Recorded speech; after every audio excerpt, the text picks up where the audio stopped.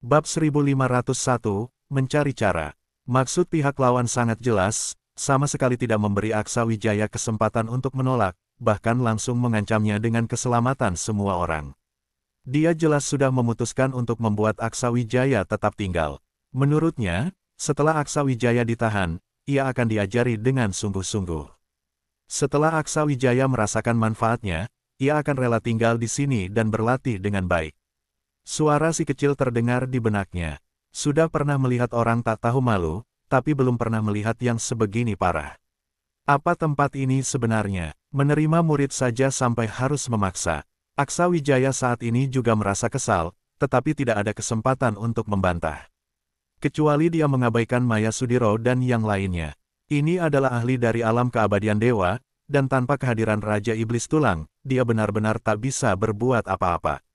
Anak kecil, lebih baik jangan melawan. Kamu bukan tandinganku. Seperti yang kamu bilang, mungkin 1000 tahun lagi tingkat kultivasimu bisa melampaui aku, tapi saat ini masih jauh.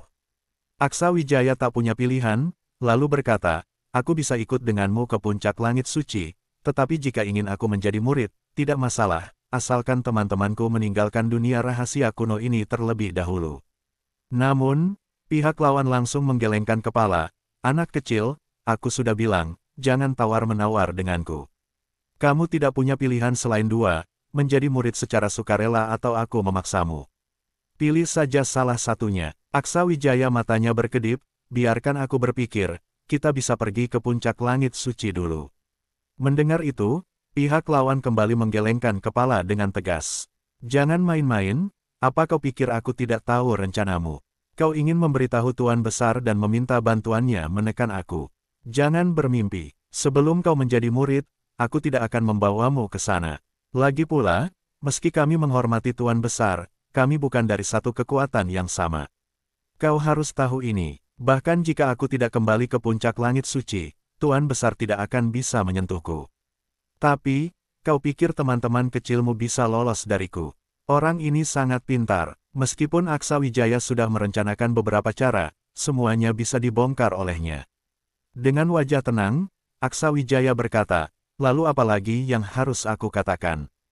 Pihak lawan tersenyum puas, ingat baik-baik, namaku Tasrip Adaro dari keluarga Adaro, 9 langit atas. Aksa Wijaya terkejut. Dari nada bicaranya, keluarga Adaro pasti merupakan kekuatan besar. Seketika, dia menyadari, meskipun dipaksa, menjadi murid bukanlah hal buruk. Jika berada di 9 benua, banyak orang berebut untuk menjadi murid ahli seperti ini. Namun, di sini hanya kebebasan yang terbatas. Namun, Aksa Wijaya berbeda. Sumur langit suci mungkin tidak bisa menahannya. Bahkan jika pintu tertutup, dia akan menemukan cara masuk ke sini suatu hari nanti. Melalui sosok berkuasa seperti ini, dia bisa memahami 9 langit atas secara langsung. Sebagai seorang kultivator, Aksa Wijaya juga ingin terus meningkat dan menembus ke 9 langit atas. 9 benua bukanlah tujuan akhirnya. Jalan kultivasi tidak pernah mudah, dia harus menjadi lebih kuat demi melindungi orang-orang di sekitarnya. Dia maju dan berkata dengan hormat, Junior Aksa Wijaya bersedia menjadi murid senior Tasrip. Meskipun tidak terlalu tulus, Tasrip Adaro sangat senang melihatnya menyerah. Begitu lebih baik, kalau dari awal kau begini, kenapa harus repot-repot? Aku tidak ingin mengancam junior sepertimu. Jika bukan karena sulitnya menemukan bakat seperti ini, aku tidak akan melakukan ini. Aksa Wijaya menggelengkan kepala, tentu saja tidak, jika aku sudah memutuskan menjadi murid, aku tidak akan menyesal. Lagi pula, aku yakin senior tidak akan mengecewakanku. Tasrip Adaro tertawa, tentu saja. Tapi jangan terlalu senang dulu. Aku sangat ketat pada murid-muridku. Kalau bukan karena tidak ada bakat di keluarga kami, aku tidak akan mencari murid dengan tergesa-gesa. Aksa Wijaya mengernyit, dengan tingkat dan usiamu, mencari murid 1000 tahun lagi pun tidak terlambat. Mengapa terburu-buru? Segel sumur langit suci semakin kuat dari tahun ke tahun. Jika aku ingin kembali ke 9 langit atas, aku harus melalui tempat ini. Kau dengan bakat luar biasa akan melindungi murid-murid lain di sini. Aksa Wijaya bertanya, mengapa tidak membiarkan mereka pergi ke 9 benua? Lingkungan di sana tidak buruk. Menahan mereka di sini sia-sia. Tasrip Adaro menggelengkan kepalanya, tentu saja ada artinya. Jika lorong ini dibuka secara paksa, apa yang akan terjadi? Para murid bisa kembali ke 9 langit atas. Mereka memang memiliki darah dari sana, jadi mengapa tidak menunggu kesempatan di sini? Aku menyuruhmu tinggal di sini juga agar kau menunggu kesempatan ini. Jalan yang kau tempuh di 9 benua tidak akan berhasil. Saat kita mencapai dunia 9 langit atas, aku akan membawamu kembali ke keluarga Adaro, mencari cara untuk mengirimmu ke dunia leluhur. Di sana, kau akan menyadari betapa mudahnya berlatih kultivasi. Mendengar ini, Aksa Wijaya justru merasa penasaran. Kenapa lorong ini awalnya ditutup? Apakah itu dilakukan oleh 9 langit atas? Atau oleh kekuatan spiritual hukum langit? Memutuskan jalan kembali pasti ada alasannya, bukan? Tatapan Tasrip Adaro berkilau, jelas sedang mengenang kejadian masa lalu, tapi akhirnya ia tetap menggelengkan kepala. Siapa yang tahu apa yang sebenarnya terjadi? Sebelum guruku pergi, dia tidak memberitahuku apa yang terjadi saat itu. Namun, guruku dan beberapa sesepuh dari masa itu berhasil menembus batas setelah mencapai puncak alam keabadian dewa dan kembali ke 9 langit atas. Adapun pria agung di gunung belakang, dia tidak pernah punya alasan untuk kembali, jadi dia tetap tinggal di sini tanpa keinginan untuk kembali. Meskipun Aksa Wijaya tidak tahu apa yang sebenarnya terjadi waktu itu, semua hal pasti ada penyebabnya, hanya saja dia tidak tahu siapa yang menjadi penyebabnya. Sejak Aksa Wijaya setuju untuk menjadi murid, kekuatan mendominasi Tasrip Adaro sebelumnya lenyap, dan dia menjadi lebih ramah. Namun, proses pengambilan murid ini belum selesai. Dia berencana membawa Aksa Wijaya kembali ke sekte untuk mengadakan upacara masuk di depan patung leluhur. Aksa Wijaya tidak punya pilihan untuk menolak. Karena semuanya sudah seperti ini, daripada memikirkan cara untuk menghindarinya, lebih baik memikirkan bagaimana mendapatkan lebih banyak manfaat. Tanpa berkata banyak lagi, Tasrip Adaro membawa Aksa Wijaya terbang menuju arah sekte. Tempat itu bukan puncak langit suci, tetapi wilayah asli kekuatan mereka. Para murid sekte tidak berada di puncak langit suci, melainkan berkumpul di dalam sekte untuk berlatih. Karena dunia rahasia kuno sumur langit suci sedang dalam keadaan terbuka, para muridnya tidak bisa menampakkan diri agar tidak mengalami bahaya. Dengan Tasrip Adaro sebagai penunjuk jalan, Aksa Wijaya hanya perlu mengikutinya. Sementara itu, di sisi lain, Murdi Tiasa dan yang lainnya tidak bisa lagi merasakan keberadaan Aksa Wijaya. Bahkan dengan menggunakan batu spiritual jiwa pun tidak berhasil merasakan keberadaannya, seolah Aksa Wijaya kembali menghilang begitu saja.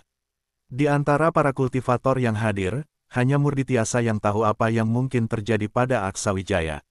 Namun, saat Aksa Wijaya pergi, dia sudah mengatakan dengan jelas bahwa mereka harus segera menuju lokasi pewarisan, menyelesaikan semua pewarisan, lalu membicarakan hal lainnya. Mengenai hal-hal yang tidak bisa diselesaikan oleh Aksa Wijaya, mereka tidak akan bisa membantu bahkan jika mereka pergi. Justru mereka hanya akan menjadi beban bagi Aksa Wijaya. Bagaimanapun, ini bukan dunia besar, dan ada banyak hal yang membuat Aksa Wijaya waspada. Murdi Tiasa tahu betul apa arti orang-orang ini bagi Aksa Wijaya. Jadi bagaimanapun juga, dia harus menjaga mereka dengan baik, berharap tidak ada masalah yang muncul setelahnya. Bos, kau harus muncul sesegera mungkin. Aku mungkin tidak bisa terus menahan mereka. Namun, tiba-tiba dia teringat sesuatu dan berkata kepada semua orang. Bos menggunakan batu spiritual jiwa untuk memberitahu aku bahwa dia menemukan sebuah pewarisan khusus. Saat ini, dia sudah masuk ke dalamnya dan meminta kita untuk pergi ke 4 lokasi pewarisan. Setelah dia selesai di sana, dia akan menyusul kita. Jadi, jangan khawatir. Mendengar ini, Farid Salakan dan yang lainnya tidak merasa apa-apa, tetapi Maya Sudiro dan yang lain justru mengernyitkan dahi, tampak tidak mengerti. Kalau dia ingin memberitahu kita, kenapa dia memberitahumu? Kenapa tidak memberitahu kami? Menghadapi pertanyaan Maya Sudiro, Murdi Tiasa buru-buru menjawab. Itu kau harus tanyakan langsung pada bos saat dia kembali. Aku hanya menyampaikan pesannya. Endok Ayu tampak tidak percaya dengan kata-kata Murdi Tiasa. Indri Bombana, yang tadi melihat Aksa Wijaya berbicara dengan Murdi Tiasa sebelum pergi, memilih diam. Karena Aksa Wijaya tidak ingin mereka tahu kemana dia pergi, dia tentu tidak akan membocorkannya. Lagi pula, itu hanya akan membuat Maya Sudiro dan yang lainnya khawatir. Murdi Tiasa berkata lagi, bos mungkin tidak ingin bersaing dengan kalian untuk mendapatkan pewarisan. Jadi, Tidak perlu berpikir berlebihan. Dengan kekuatannya, rahasia kecil seperti ini tidak akan menjadi masalah baginya. Kalau tidak, bagaimana dia bisa menyelamatkan semua orang dari tangan para tokoh besar itu? Semua orang mengangguk, percaya pada kekuatan Aksa Wijaya. 2 hari kemudian, Aksa Wijaya mengikuti Tasrip Adaro ke pegunungan. Energi spiritual di sekitar sini sangat melimpah, menjadikannya tempat yang bagus untuk berlatih. Tasrip Adaro membawa Aksa Wijaya masuk lebih dalam ke pegunungan, sampai mereka tiba di sebuah formasi penghalang. Setelah membuka penghalang itu, dia masuk terlebih dahulu, lalu berkata, "Aksa Wijaya, masuklah. Kita sudah sampai." Dari kejauhan, terlihat sebuah kompleks bangunan dengan skala yang cukup besar. Banyak energi spiritual dilepaskan dari dalam, penuh kehidupan. Aksa Wijaya dapat merasakan banyak aura manusia di sana. Ini sepertinya adalah sekte Tasrip Adaro. Tasrip Adaro berkata, "Aksa Wijaya, begitu kau di sini, kau akan segera mengerti mengapa aku begitu tergesa-gesa mencari murid. Tempat ini adalah hasil kerja keras kami selama puluhan tahun untuk menciptakan tempat berlatih yang sangat baik." Bab 1502, Sekte. Aksa Wijaya dengan cermat merasakan aura di sekelilingnya. Meski aura di tempat ini tidak sekuat yang ada di beberapa tanah suci, tetap saja cukup luar biasa. Jika bukan karena kejadian sebelumnya di puncak langit suci, Aksa Wijaya mungkin akan memiliki pandangan yang berbeda tentang tempat ini. Namun, karena ia sudah memutuskan untuk berguru, ia tidak lagi memikirkan insiden sebelumnya. Meski begitu, jelas bahwa tempat kecil seperti sekte ini tidak mungkin dapat menahannya. Bahkan sebelum mereka mendekat, gerbang gunung sudah terbuka. Lalu terdengar suara, "Kami menyambut kembalinya leluhur ke sekte." Tanpa berkata apa-apa, Tasrip Adaro langsung terbang menuju gerbang gunung, diikuti oleh Aksa Wijaya. Setelah masuk, 2 sosok langsung terlihat. Keduanya memiliki kekuatan di tingkat alam jalan hidup dewa, kekuatan. Mereka cukup baik, namun, usia mereka jelas sudah sangat tua, mungkin tidak jauh berbeda dari Tasrip Adaro. Bahkan, mereka tampak jauh lebih tua darinya. Sungguh lama sekali, sudah 30 tahun Anda tidak kembali ke sekte. Tasrip Adaro tersenyum dan bercanda, "Kalian pasti mengira aku sudah mati di puncak langit suci, bukan?" Kedua orang itu buru-buru menggelengkan kepala. "Bagaimana mungkin? Dengan kekuatan leluhur yang luar biasa, suatu hari Anda pasti akan kembali ke tanah leluhur." Siapakah pemuda ini? Mereka menatap Aksa Wijaya dengan rasa ingin tahu. Maklum, leluhur mereka sangat jarang berinteraksi dengan orang luar. Jika tidak di puncak langit suci, beliau pasti kembali ke sekte. Sekarang tiba-tiba ada seorang pemuda bersamanya, wajar saja jika mereka merasa penasaran ingin tahu identitas Aksa Wijaya. Tasrip Adaro berkata, "Ini adalah murid yang baru saja kuterima.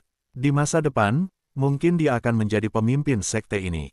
Kalian harus banyak membantunya." Mendengar itu, kedua orang tersebut tampak terkejut. Mereka tidak menyangka leluhur akan membawa seorang murid dari luar, bahkan menyebutnya sebagai calon pemimpin sekte. Itu berarti pemuda ini pasti memiliki bakat yang sangat luar biasa. "Hormat kami kepada pemimpin muda." Keduanya tanpa ragu langsung mengubah cara mereka menyapa Aksa Wijaya. Mendengar itu, Aksa Wijaya buru-buru berkata, "Saya belum menjadi pemimpin muda apapun. Kalian terlalu memuji. Saya hanyalah orang biasa. Senior Tasrip hanya berbaik hati menerima saya sebagai muridnya. Soal menjadi pemimpin sekte, saya tidak punya niat." Kedua orang itu terkejut. Mereka tidak menyangka Aksa Wijaya akan berbicara dengan begitu rendah hati. Jika mereka tahu bahwa Aksa Wijaya sebenarnya dipaksa menjadi murid Tasrip Adaro, mungkin mereka akan memahaminya. Yang mengejutkan mereka, Tasrip Adaro, yang biasanya memiliki temperamen panas, kini justru tersenyum lebar. Ia sama sekali tidak marah, bahkan tidak mempermasalahkan apa yang dikatakan Aksa Wijaya. Akhirnya, Tasrip Adaro membawa Aksa Wijaya terbang menuju aula besar. Para murid sekte langsung berlutut untuk memberi penghormatan. Jelas terlihat betapa tingginya posisi dan reputasi Tasrip Adaro di sekte ini. Bagi sebagian besar murid di sekte ini, Tasrip Adaro adalah tokoh legendaris. Ia jarang sekali muncul, sehingga sebagian besar murid bahkan tidak pernah melihatnya. Kali ini, mendengar dua tetua besar menyambut kembalinya sang leluhur, para murid pun segera keluar untuk memberi penghormatan. Khususnya para murid muda, mereka penuh antusiasme dan harapan. Sebab, Dalam sekte ini sudah lama beredar legenda bahwa Tasrip Adaro sedang menunggu murid yang dianggap layak olehnya. Siapapun yang berhasil menjadi muridnya pasti akan meraih keberuntungan besar. Bukan hanya mendapatkan posisi tinggi di sekte, bahkan ketika bepergian keluar, para murid dari sekte lain pun akan memberikan penghormatan. Aksa Wijaya menyebarkan kesadarannya ke seluruh area sekte dan mendapati bahwa jumlah manusia di sekte ini sangat banyak, bahkan lebih banyak daripada di sekte langit miliknya. Beberapa dari mereka memiliki bakat dan kemampuan luar biasa. Mengapa Anda tidak membimbing mereka dengan baik? Mungkin saja beberapa di antaranya bisa mencapai puncak dan menjadi luar biasa, bahkan ada kemungkinan mereka lebih cocok menjadi murid Anda dibandingkan saya. Mendengar itu, Tasrip Adaro dengan tegas menggelengkan kepala. Apa-apaan ini? Bagaimana mereka bisa dibandingkan denganmu? Jika Tasrip Adaro tidak bisa melihat bakat sebesar itu, lebih baik aku mati saja. Para pemuda jenius yang aku tahan di sini semuanya memiliki bakat luar biasa di bidang masing-masing. Beberapa dari mereka bahkan telah mencapai tahap alam hukum dewa. Tapi meski begitu, mereka tetap tidak bisa dibandingkan denganmu. Aku percaya pada takdir. Apakah kamu juga percaya? Aksa Wijaya menjawab, percaya atau tidak, kita memang memiliki hubungan guru dan murid. Semoga kita bisa berhubungan baik ke depannya. Saat tiba di depan aula besar, Aksa Wijaya tiba-tiba teringat sesuatu. Senior Tasrip, jika setelah menjadi murid Anda saya ingin meninggalkan sumur langit suci ini, apakah Anda akan menghalangi saya? Mendengar itu, alis Tasrip Adaro sedikit terangkat. Meninggalkan, bagaimana caramu keluar? Selama sumur langit suci terbuka, aku tidak mungkin membiarkanmu pergi. Namun, jika alam rahasia ini sudah tertutup dan kamu bisa pergi, maka silakan saja. Aku tidak bisa menghalangimu. Mendengar jawaban itu, Aksa Wijaya mengangguk tanpa berkata lebih. Mendapatkan janji itu sudah cukup baginya. Aksa Wijaya tersenyum tipis, membuat Tasrip Adaro merasa aneh melihat ekspresinya, seolah-olah ada sesuatu yang direncanakan Aksa Wijaya. Saat itu, sebuah aliran energi spiritual datang dari dalam aula besar. Pintu aula terbuka dengan sendirinya, seakan menyambut kembalinya Tasrip Adaro. Tasrip Adaro membawa Aksa Wijaya masuk ke dalam aula. Dengan suasana hati yang baik, dia berkata, lihatlah ini. Ini adalah tempat tertinggi di sekte kami. Patung para tokoh besar sekte kami berada di sini. Saat upacara penerimaan murid nanti, kamu harus sungguh-sungguh dan tidak boleh tidak hormat kepada leluhur sekte. Aksa Wijaya mengangguk sebagai tanda setuju. Di dalam aula terdapat 3 patung. Masing-masing memancarkan aura spiritual yang samar, menandakan bahwa ketiga orang tersebut masih hidup. Jika mereka tidak berada di sini, kemungkinan besar mereka telah kembali ke tingkat surga tertinggi. Jika ketiga tokoh besar itu berada di sini, jelas Tasrip Adaro tidak akan memiliki otoritas sebesar ini. Tasrip Adaro menyalakan dupa dan memulai upacara penerimaan murid. Aksa Wijaya, yang berdiri di depan 3 patung tersebut, menjadi lebih serius. Dia secara resmi memulai upacara penerimaan guru. Meskipun dia merasa tidak puas dengan Tasrip Adaro, pilihan ini tidak akan disesalinya. Dengan menukar sedikit waktunya, dia berharap Maya Sudiro dan lainnya dapat menjalani perjalanan mereka di sumur langit suci ini dengan lancar. Baginya, ini adalah pertukaran yang sangat menguntungkan.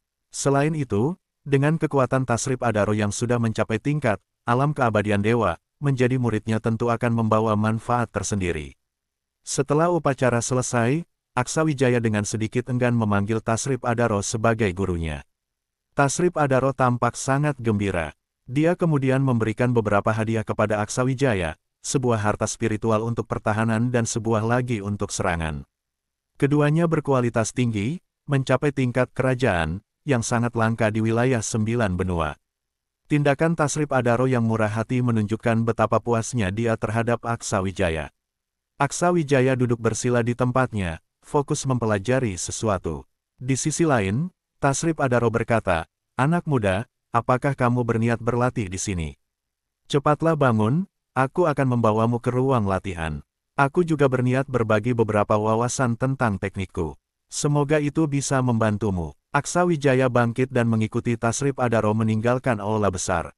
Setelah keduanya pergi, 3 patung itu memancarkan 3 bayangan ilusi, melayang di depan patung masing-masing, menatap ke arah pintu aula. Bab 1503, mengajarkan teknik kultivasi. Menarik juga, anak kecil itu menempuh jalan ekstrim, bukan? Tidak menyangka bahwa di 9 benua ini bisa lahir seorang jenius seperti itu. Ini sungguh di luar dugaan. Mendengar ini, sosok bayangan lain berkata, Ananda murid Tasrip Adaro benar-benar menemukan murid yang baik. Namun, banyak orang yang menempuh jalan ini, tetapi hanya sedikit yang benar-benar berhasil berkembang. Jika anak ini tetap di 9 benua, sulit baginya untuk benar-benar tumbuh. Pada akhirnya, bahkan umur panjangnya tidak akan cukup untuk menutupinya. Tidak tahu apakah ini baik atau buruk bagi anak-anak yang tersisa di sekte ini. Karena kita sudah pergi, tak perlu lagi khawatir. Selama mereka tidak meninggalkan sumur langit suci, semua masalah itu hanya soal waktu. Kudengar banyak kekuatan sudah mulai meredup. Sayangnya, tidak tahu apakah jalur itu akan terbuka lagi. Aku tidak ingin mereka menunggu sia-sia. Dengan ekspresi tenang, Aksa Wijaya mengikuti Tasrip Adaro dan segera tiba di ruang pelatihan. Tasrip Adaro tampak puas dengan tempat itu, tetapi niatnya masih belum jelas. Kamu sudah merasakan keajaiban dari teknik kultivasiku. Bagaimana menurutmu? Ketika membicarakan teknik kultivasi, Tasrip Adaro tampak lebih serius dan berwibawa, berbeda dengan sebelumnya. Aksa Wijaya berkata, akan langsung aku katakan. Teknik ini tidak memiliki masalah. Teknik ini sangat kuat, menggabungkan berbagai teknik dengan cara penguatan dan kemudian dieksekusi dengan formasi khusus. Ini mirip dengan operasi formasi berantai, sehingga teknik ini lebih mirip formasi. Itulah sebabnya aku bisa memecahkannya. Mendengar ini, Tasrip Adaro terkejut. Ia tidak menyangka Aksa Wijaya bisa memahami begitu banyak hanya dari satu kali percobaan. Tak kusangka, hanya dengan sekali merasakan, kau bisa menemukan begitu banyak keajaiban. Sepertinya aku benar-benar meremehkanmu. Tasrip Adaro bertanya, bagaimana kau memecahkan teknikku? Aku merasakan energi spiritual aneh saat itu. Energi itu bukan dari teknik biasa dan sangat murni. Aksa Wijaya menjawab tanpa ragu. Kepercayaan adalah kunci penting dalam hubungan mereka. Itu adalah kekuatan bawaan primordial yang membentuk diagram roh pemecah formasi di tubuhku. Diagram ini secara alami dapat melawan formasi. Dengan kekuatan dan tingkatku, aku bisa memperkuat kekuatan ini untuk memecahkan teknikmu. Tapi jika kau mengerahkan seluruh kekuatanmu, aku tidak akan bisa menandingi. Aku sadar akan perbedaan antara kita. Diagram roh pemecah formasi. Tak kusangka ada kekuatan primordial seperti itu di dunia ini. Gadis kecil di sampingmu juga memiliki kekuatan ini, bukan? Aksa Wijaya mengangguk. Benar, itulah mengapa energi spesialmu tidak berpengaruh pada kami. Tasrip Adaro berkata, meskipun teknik ini dapat dikalahkan oleh kekuatanmu, teknik ini akan sangat membantumu saat melawan musuh lain. Tidak semua orang memiliki teknik sepertimu. Sebelum bertemu denganmu, aku bahkan tidak pernah mendengar tentang kekuatan primordial ini. Aksa Wijaya berkata, aku ingin tahu lebih banyak. Tasrip Adaro melanjutkan, aku akan mengajarkan teknik ini kepadamu. Jika ada hal yang tidak kamu pahami, tanyakan padaku. Aku akan tetap di sini selama beberapa waktu, jadi fokuslah berlatih. Aksa Wijaya bertanya, Guru, di puncak langit suci, apakah ada orang yang tidak mematuhi perintah senior? Jika ada, tolong pastikan mereka tidak menyerang timku. Tasrip Adaro mengangguk, jangan khawatir, dengan reputasi kami, itu bukan masalah. Mendengar ini, Aksa Wijaya merasa lega. Para ahli asli sudah lama tinggal di sini dan mengetahui setiap sudut tempat ini. Jika tokoh besar itu muncul di tanah warisan, Maya Sudiro dan yang lainnya akan dalam bahaya. Tasrip Adaro kemudian mentransfer teknik kultivasinya ke Aksa Wijaya. Informasi tentang teknik itu langsung muncul di benak Aksa Wijaya. Teknik ini sangat kompleks dan lebih sulit dari yang ia bayangkan. Aksa Wijaya kagum karena energi spiritual yang dipancarkan berbeda. Dengan prinsip 5 elemen yang saling melengkapi, ia dengan cepat memahami inti dari teknik tersebut. Melihat perubahan aura Aksa Wijaya, Tasrip Adaro kembali terkejut. Kenapa bisa secepat ini? Apa dia sudah mencuri teknikku sebelumnya? Aksa Wijaya masih dalam keadaan pencerahan, jadi Tasrip Adaro hanya bisa duduk diam dan mengamati perubahan auranya. Karena Aksa Wijaya sendiri percaya pada prinsip, semua hukum saling terhubung, ia mampu memahami sesuatu dengan sangat cepat.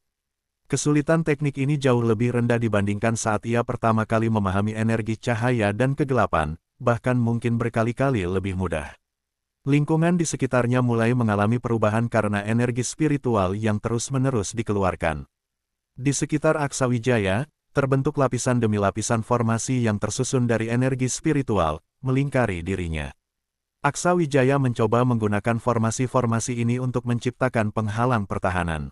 Ternyata, teknik-teknik tersebut, sesuai dengan susunan yang ia rancang, menghasilkan kombinasi yang menghasilkan efek berbeda, dengan daya dan kemampuan bertahan yang juga sangat beragam. Anak muda ini sungguh berbakat luar biasa. Teknik ini sangat cocok untuknya. Aku benar-benar menemukan permata kali ini. Kehilangan sedikit harga diri bukan masalah. Gumam seorang pria tua, yang kemudian meninggalkan ruang latihan. Menurutnya, Aksawijaya tidak lagi memerlukan bantuannya. Dalam waktu sesingkat ini, Aksawijaya sudah memahami banyak hal, sehingga mencapai tingkat sempurna dalam kultivasi hanyalah soal waktu. Energi spiritual dilepaskan, dan Aksawijaya merasakan sesuatu yang istimewa. Teknik ini memiliki variasi yang luar biasa, berpadu dengan energi kuat di dalam tubuhnya, memperkuat skala dan aura formasi di sekitarnya. Kini Aksawijaya mulai memahami keunikan teknik ini. Ternyata tidak semudah yang ia bayangkan untuk memecahkannya. Selain itu, teknik ini masih belum mencapai puncaknya. Dengan terus mencari teknik yang sesuai, kekuatan teknik ini pasti bisa ditingkatkan lebih jauh. Bagi Aksawijaya, teknik ini menjadi pilihan yang baik untuk bertarung. Setelah 3 hari berkultivasi, Aksawijaya terbangun dengan banyak manfaat dari pencerahan ini. Teknik-teknik ini memberinya wawasan baru. Dengan banyak teknik tingkat tinggi yang ia miliki, jika ia bisa menggunakannya dengan cara seperti ini, mungkin ia bisa menciptakan kejutan dalam pertempuran. Yang lebih penting, teknik ini hampir tidak memiliki efek samping, dan konsumsi energinya lebih kecil dari perkiraannya. Namun, untuk benar-benar menguasainya, Aksawijaya perlu menggali keunikan teknik ini sedikit demi sedikit. Menggabungkan teknik-teknik kuat seperti miliknya jelas bukan perkara mudah.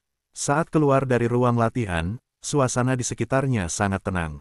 Beberapa pemuda terlihat berlatih di alun-alun terdekat, menciptakan suasana yang meriah. Ketika Aksawijaya muncul, banyak orang segera memperhatikan kehadirannya dengan rasa penasaran. Kini, ia telah menjadi sosok terkenal di sekte tersebut.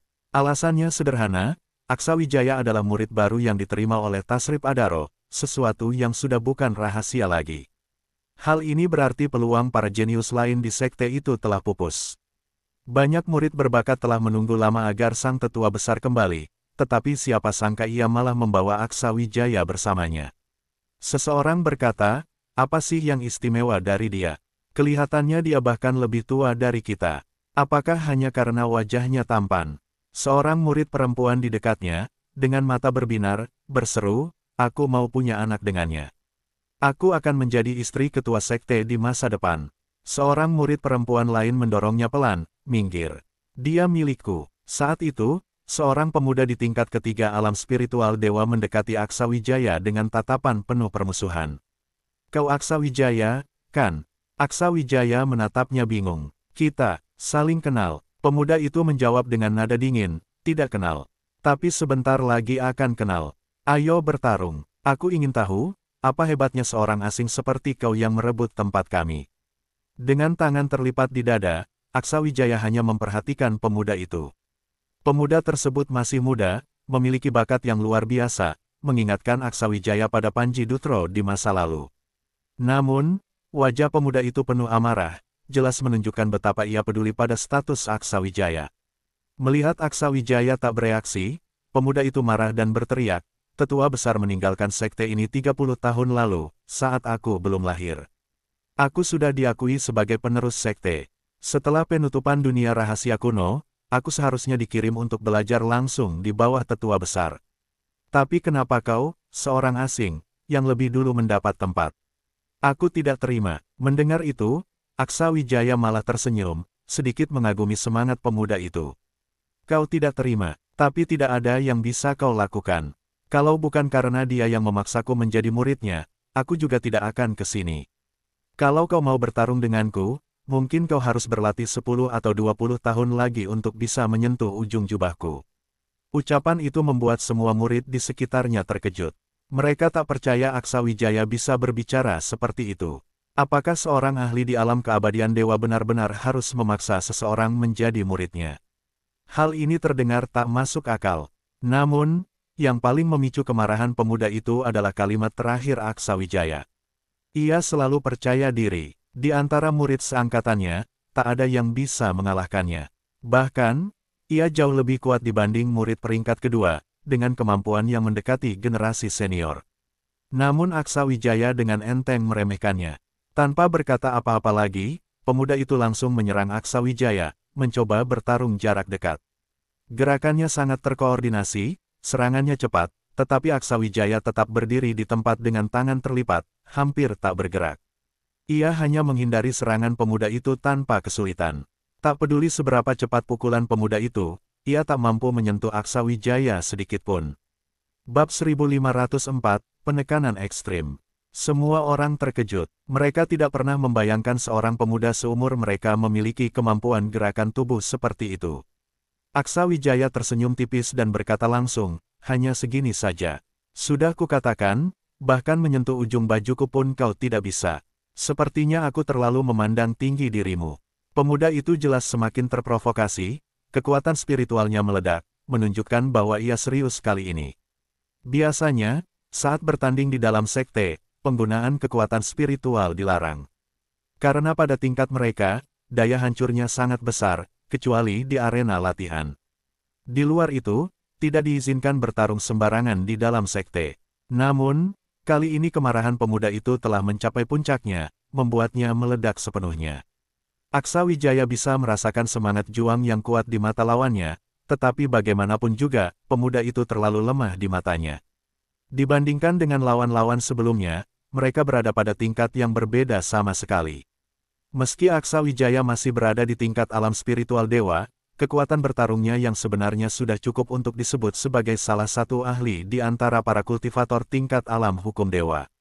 Serangan demi serangan kekuatan spiritual meledak, berkumpul di sekitar Aksa Wijaya, menyerangnya dari berbagai arah sekaligus, hampir sepenuhnya mengunci semua arah menghindar.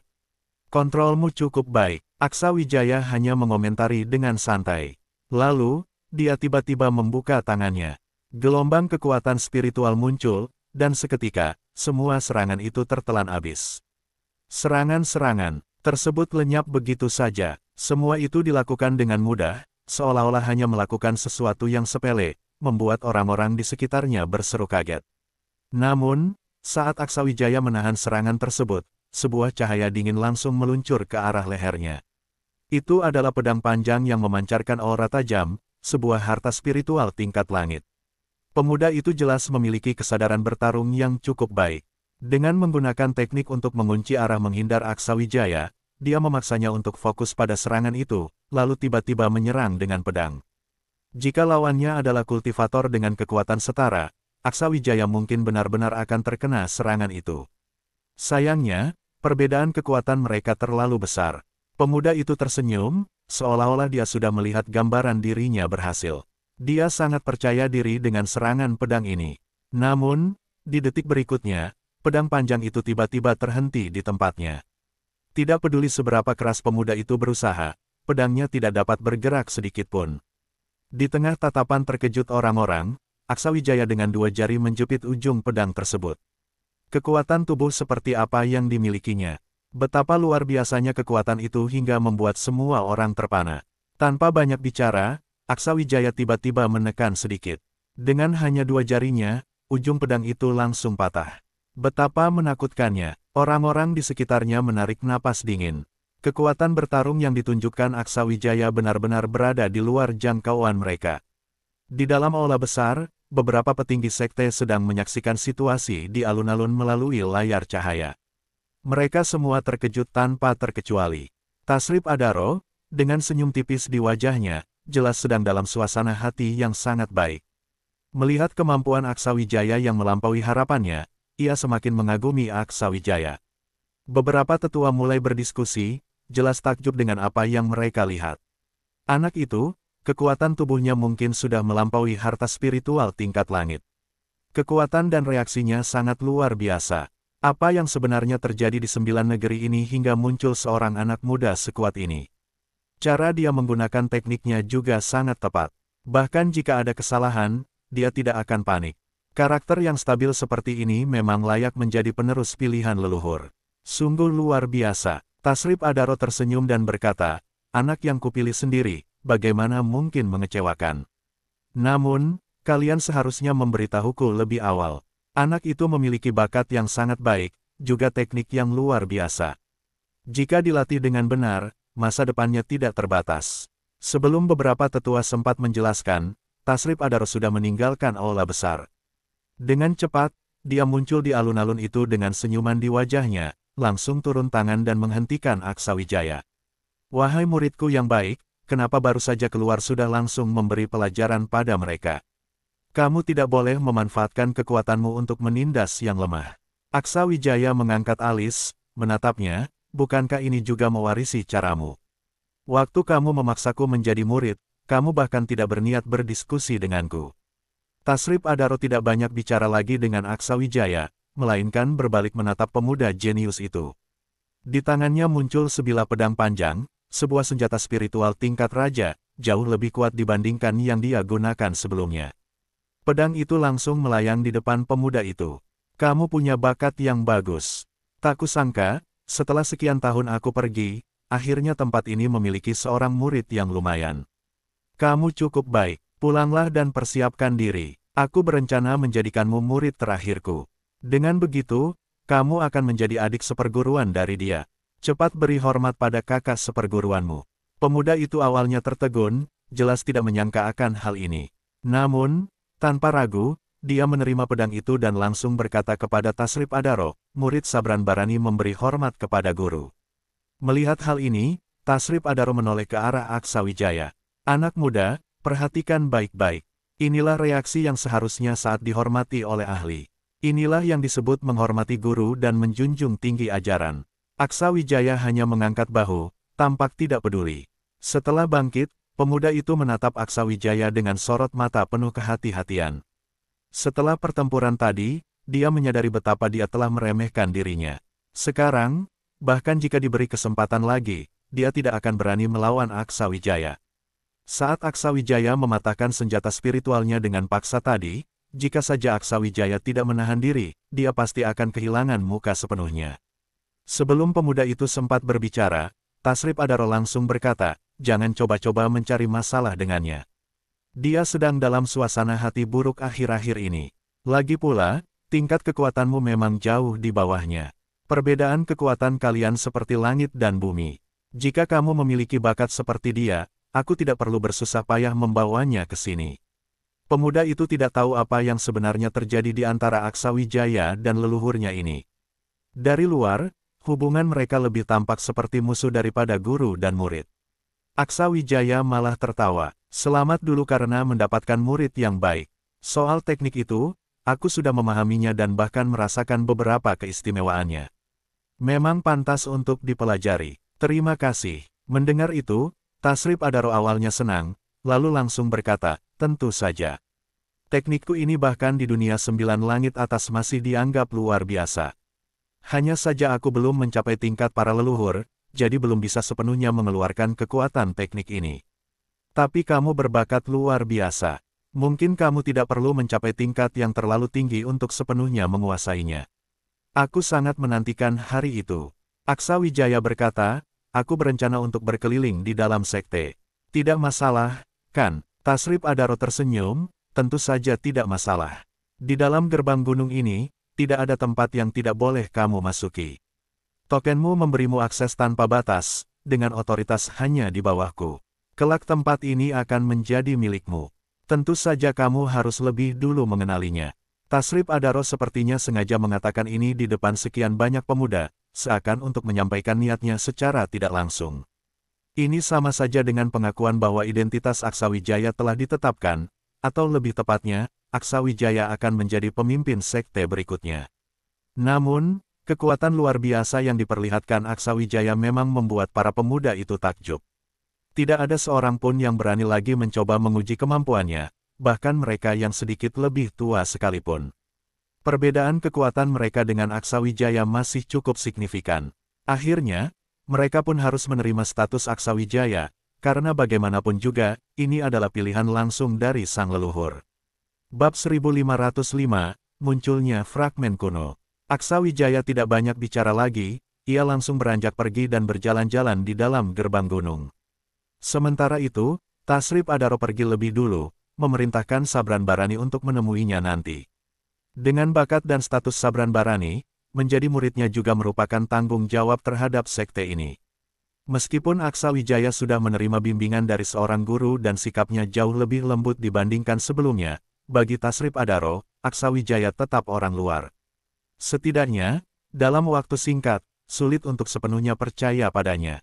Namun, Sabran Barani berbeda. Dia adalah seorang kultivator penduduk asli dari sini, jadi meskipun terjadi sesuatu, situasinya tidak akan terlalu rumit. Setidaknya, ada Sabran Barani sebagai cadangan. Adapun Aksawijaya, dia sudah memiliki rencana sendiri. Tasrip Adaro telah memberinya izin untuk pergi kemana saja di dalam sekte ini. Karena itu, Aksawijaya ingin memastikan bahwa kata-kata Tasrip Adaro benar.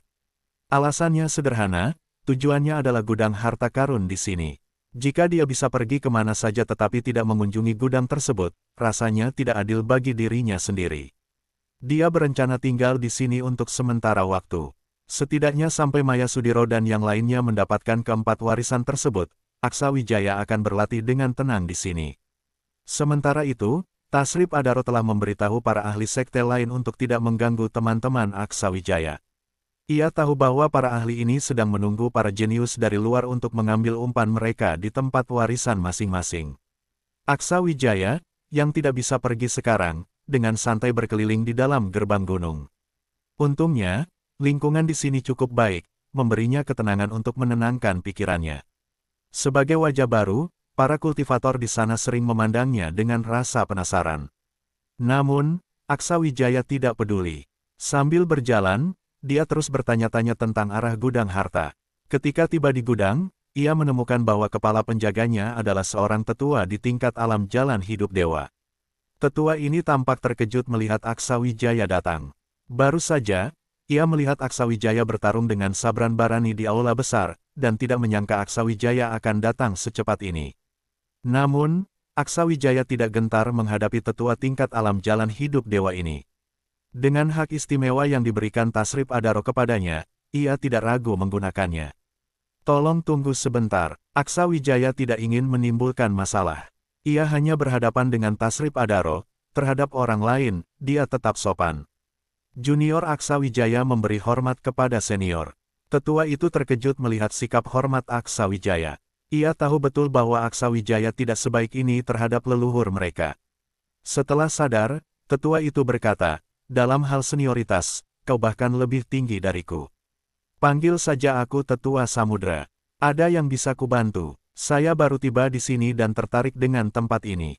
Hari ini saya ingin melihat-lihat gudang harta ini. Semoga Tetua Samudra tidak keberatan. Sambil berbicara, Aksawijaya menunjukkan lencana yang ia miliki, menghilangkan niat penolakan tetua itu. Melihat lencana tersebut, Tetua Samudra akhirnya mengangguk. Karena leluhur memberikan lencana ini kepadamu, tentu saja aku tidak bisa menolak. Silakan masuk. Aksawijaya mengangguk pelan tanpa banyak bicara, langsung membawa token di tangannya menuju arah gudang harta, lalu masuk ke dalamnya. Wajahnya dipenuhi senyuman. Ia berhasil melewati penghalang dan masuk ke dalam dengan lancar. Saat berada di dalam gudang harta, berbagai macam benda berharga yang berkilauan membuatnya terkejut dan gembira. Ia bahkan tak menyangka bahwa gudang ini ternyata begitu luas, dan yang lebih penting, penuh dengan barang-barang berharga. Namun, Aksawijaya tidak langsung mengambil apa-apa. Ia hanya berdiri diam, mengamati semuanya, lalu berjalan ke bagian terdalam gudang. Ia sangat memahami bahwa barang-barang yang benar-benar berharga pasti disimpan di bagian terdalam, dengan tambahan lapisan perlindungan yang rumit, sehingga tidak mungkin bisa diambil dengan mudah. Sudut bibirnya melengkung, benar-benar tak terduga. Di dalam sekte kecil seperti ini ternyata terdapat begitu banyak harta. Sepertinya saat mereka membuka wilayah ini, mereka juga membawa banyak barang. Dunia rahasia kuno, sumur langit suci ini, seiring meningkatnya tingkatannya, perlahan-lahan mencapai level yang sekarang. Sungguh luar biasa. Aksawijaya terus berjalan sampai ke ujung gudang. Di sana, ia menemukan sebuah rak tunggal, di mana ia bisa merasakan gelombang energi spiritual yang jelas. Itu adalah aura dari sebuah formasi. Dengan antusias, ia segera mendekati rak itu dan mulai melihat barang-barang yang tersimpan di atasnya. Tiba-tiba, tubuhnya bergetar. Di sudut rak itu, ia melihat selembar kertas emas. Pemandangan itu membuat hatinya terguncang hebat. Teknik penciptaan dan keselarasan alam semesta. Aksa Wijaya sangat gembira. Ia sama sekali tidak menyangka bisa menemukan fragmen kitab suci ini di tempat ini. Sudah sangat lama sejak terakhir kali ia mendapatkan fragmen lain, dan ia terus mencari, meskipun belum pernah ada kesempatan. Namun, siapa sangka kali ini ia menemukannya di sini. Apakah ini kehendak takdir? Aksa Wijaya merasa sangat bersemangat. Ia benar-benar tidak menyangka situasinya bisa seperti ini. Meski ia belum tahu fragmen ini berasal dari bagian mana, ia yakin ini adalah sesuatu yang sangat penting dan akan sangat membantunya. Fragmen ini harus ia dapatkan. Seperti yang kuduga, kekuatan teknik mengenal harta dewa semakin kuat seiring bertambahnya fragmen yang aku kumpulkan. Tapi siapa sebenarnya yang menciptakan kitab suci ini? Dan kenapa bisa tersebar di wilayah 9 benua? Sungguh sulit dipercaya. Setelah sedikit tenang, matanya penuh harapan. Semoga ini adalah bagian yang bisa meningkatkan kekuatan tempurku. Di saat itu, Aksa Wijaya tiba-tiba teringat sesuatu. Ia langsung mengeluarkan batu giok pemancar pesan dan berkata, "Guru, saya di gudang harta. Tolong datang ke sini, ada sesuatu yang ingin saya bicarakan." Di tempat lain, Tasrif Adaro sedang membahas masalah warisan dengan murid-murid lainnya. Ia jelas memikirkan cara terbaik untuk membantu Aksa Wijaya meningkatkan tingkatannya.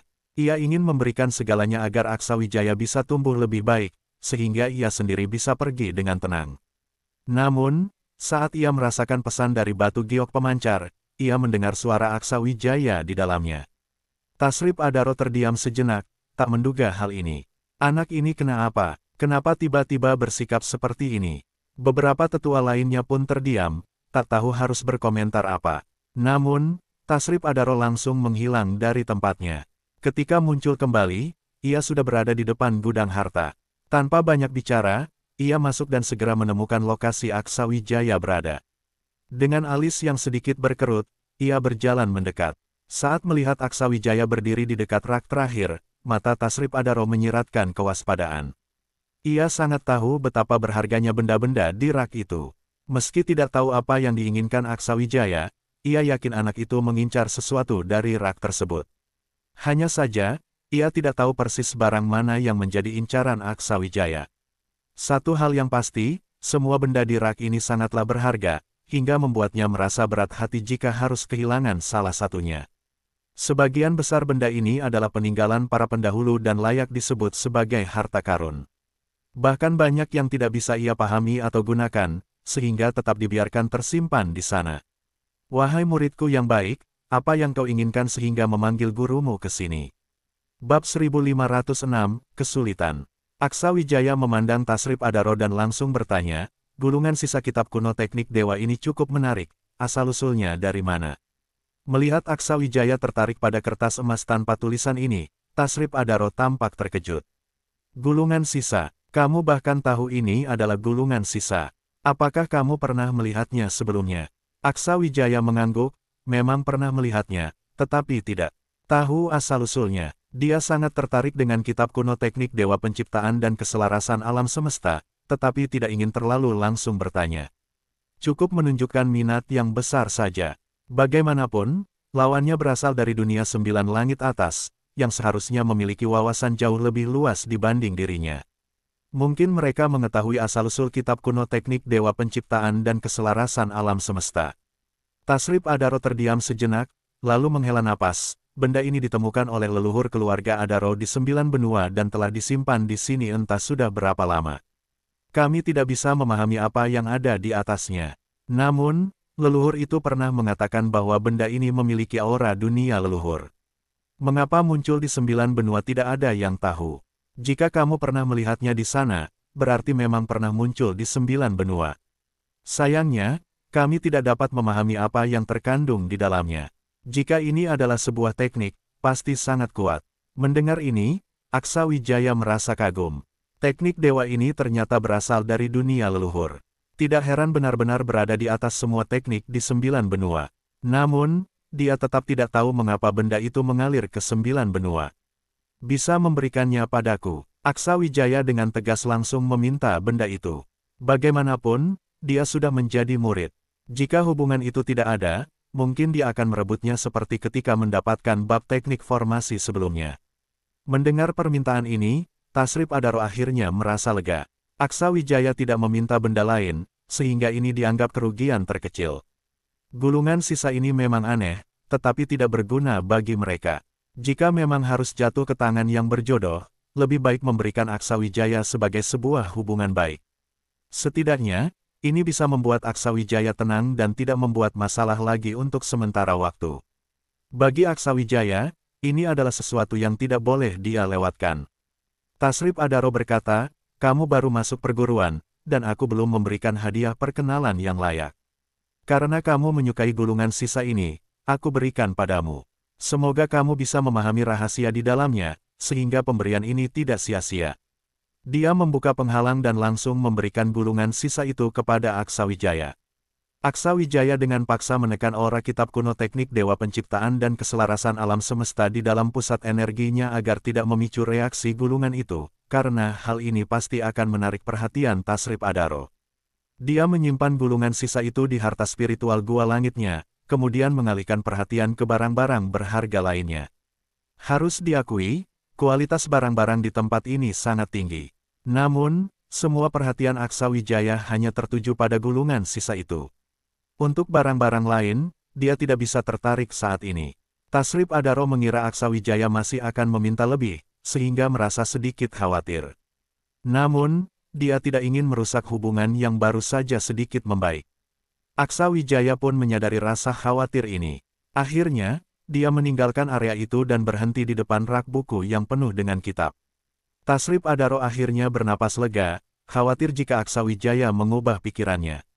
Dia pun segera berkata, anak muda, ini semua adalah barang bagus.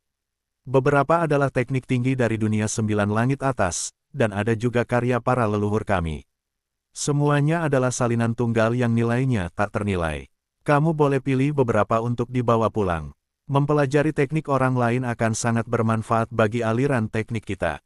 Dia sekarang hanya ingin Aksa Wijaya memilih beberapa kitab, kemudian segera pergi dari ruang harta karun ini agar tidak tergoda oleh barang lain.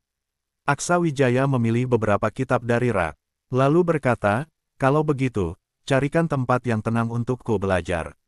Bisakah kamu menyiapkan tempat sepi di mana tidak ada yang akan mengganggu? Melihat dia begitu bersemangat, wajah Tasrip Adaro menunjukkan ekspresi puas, tentu saja tidak ada masalah. Jika kamu bisa menutup diri di sini untuk sementara waktu, itu akan menjadi hal terbaik. Setelah itu, aku juga sudah menyiapkan beberapa barang bagus untukmu yang bisa meningkatkan kekuatan spiritualmu secara signifikan. Dan setelah dunia rahasia kuno ini ditutup, masih ada kejutan yang menunggumu. Mendengar kata-kata ini, Aksa Wijaya pun menjadi lebih tertarik. Kejutan? Kejutan apa? Setelah dunia rahasia kuno sumur langit suci ini ditutup, kamu akan mengetahuinya. Bisa dibilang, pengalaman ini mungkin akan memberikan hasil yang lebih besar dibandingkan latihanmu selama bertahun-tahun di luar. Aku tidak bercanda. Aksa Wijaya menjadi sangat penasaran dan mencoba bertanya, apakah ini ada hubungannya dengan warisan kekuatan spiritual. Tasrip Adaro mengangguk dan berkata, di dunia rahasia kuno sumur langit suci ini terdapat 16 kekuatan, dan masing-masing hanya memiliki satu kesempatan.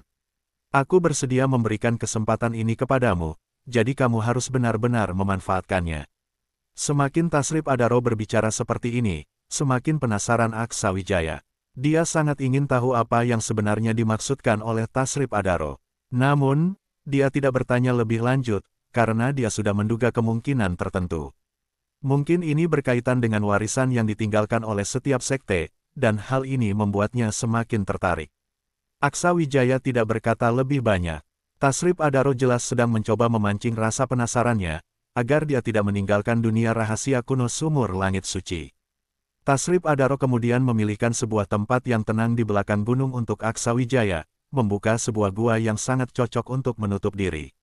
Aksa Wijaya memutuskan untuk memasang formasi sendiri. Tasrip Adaro tidak menolak, memahami kekhawatiran Aksa Wijaya, dan memberinya sedikit privasi. Aksa Wijaya rela menggunakan beberapa bahan berkualitas tinggi untuk memasang formasi di sekitar gua.